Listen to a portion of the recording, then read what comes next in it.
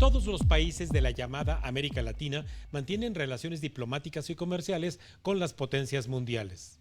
Las relaciones económicas y políticas de los Estados Unidos, de América, de China, de Rusia y de los países de la Unión Europea con los países de América Latina son de diferente intensidad y van desde tratados comerciales hasta convenios y asociaciones extrarregionales que se acuerdan a través de organismos internacionales o bien de forma bilateral.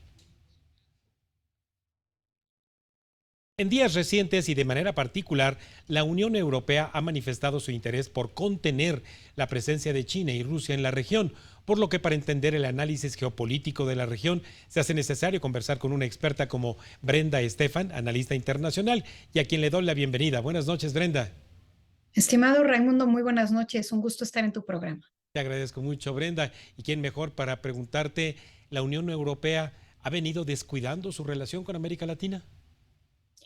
Bueno, por lo menos eso es lo que indica un documento interno del Servicio Diplomático de la Unión Europea que se dirigió a todas las cancillerías de los países miembros y que fue filtrado a la prensa. De alguna manera, el diario El País tuvo acceso a él y reporta sobre su contenido donde aseguran que se han dado cuenta que la influencia europea en América Latina ha disminuido brutalmente a lo largo de la última década.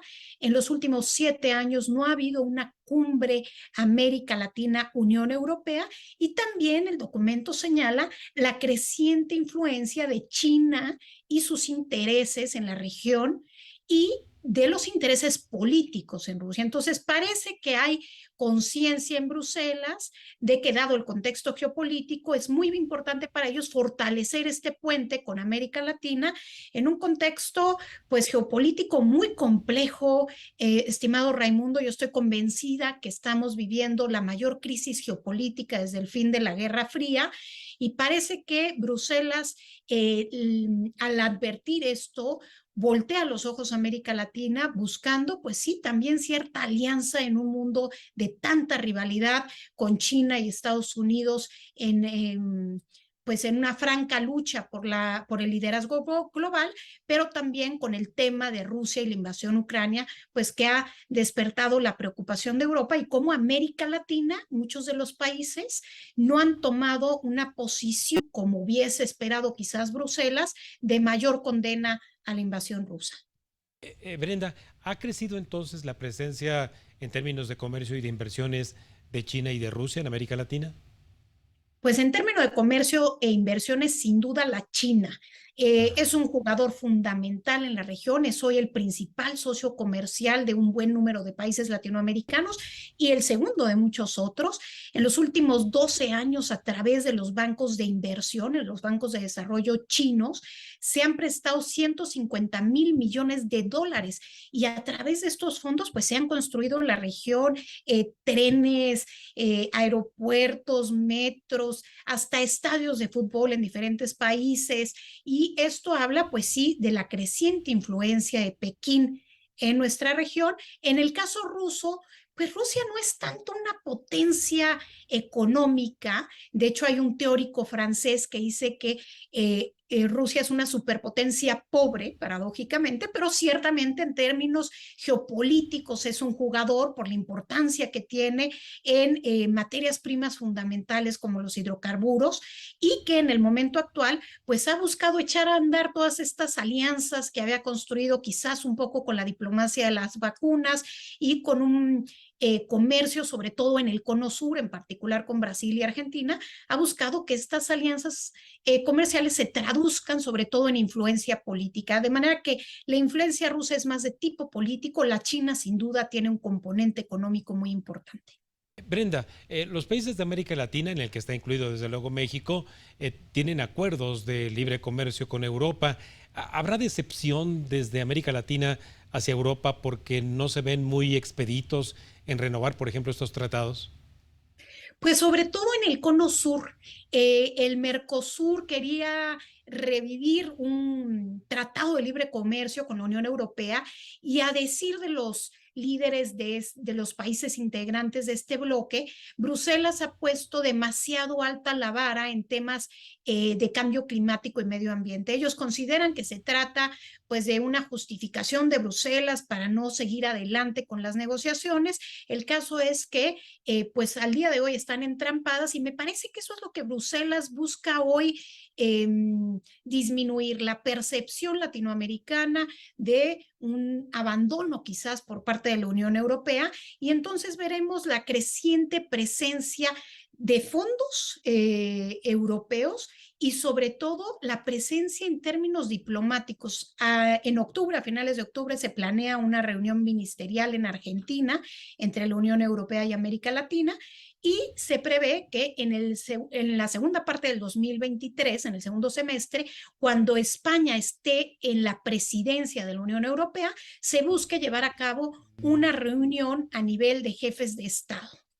Sí. Brenda, nadie como tú, y aprovecho desde luego la generosidad de tu tiempo para ponernos al tanto a 6 meses ya del conflicto entre Rusia y Ucrania.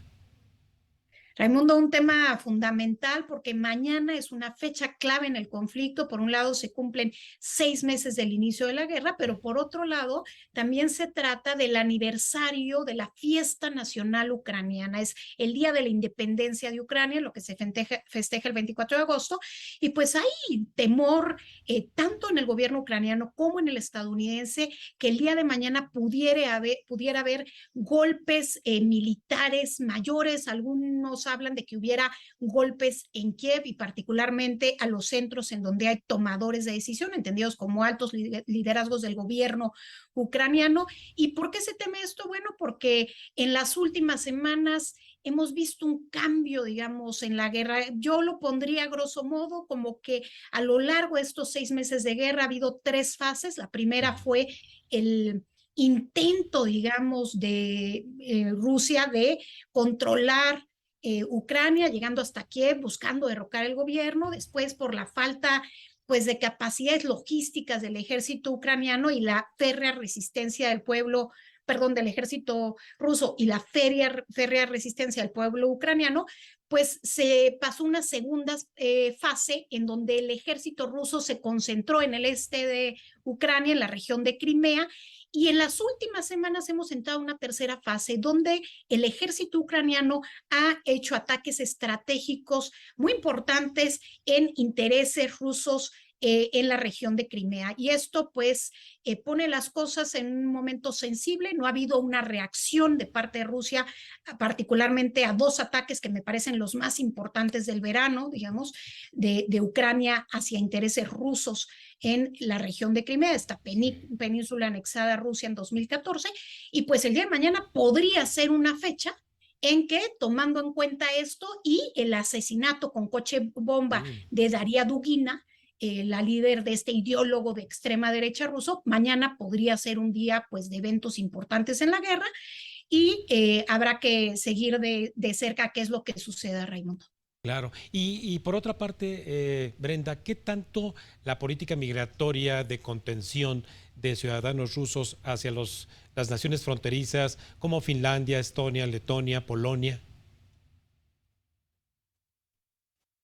Pues mira, hay una discusión entre algunos de los países, digamos, del frente oriental de la Unión Europea, que son pues quizás más sensibles, digamos, al riesgo que ha representado la invasión rusa, y entonces pues buscan limitar o incluso cancelar la entrada de rusos o de turistas rusos a su territorio. No es la visión de la mayor parte de los países de la Unión Europea, pero este es uno de los muchos temas en los cuales hay debate al seno de la Unión Europea, el tema energético, en donde España y Portugal tienen una visión diferente a la de Alemania o Francia, este tema migratorio, el tema de apoyar con armas, en donde Alemania quizás no ha ido con la celeridad que otros países hubieran esperado, pero lo cierto es que me parece que la apuesta de Biden de que Europa terminara por dividirse ante una guerra y que no podría hablar de una sola voz,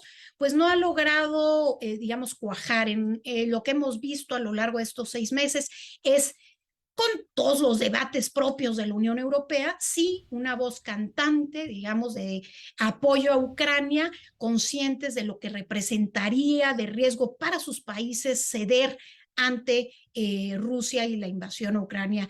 Creo que eso es algo de lo positivo que hemos visto.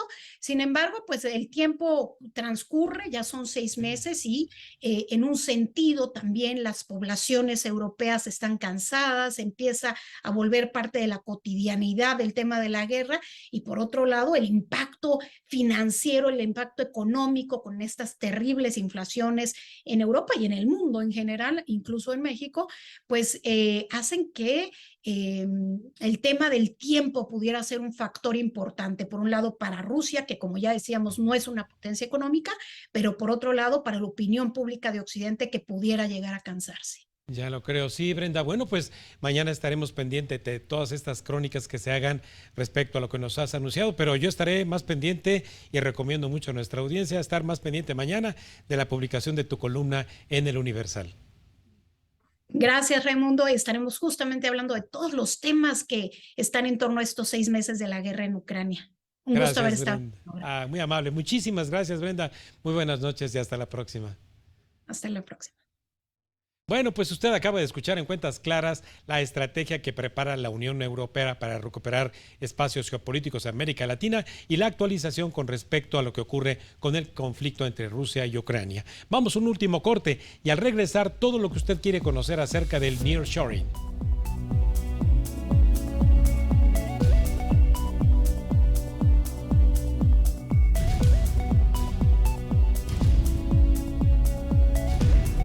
Estás viendo Cuentas Claras con Raimundo Tenorio.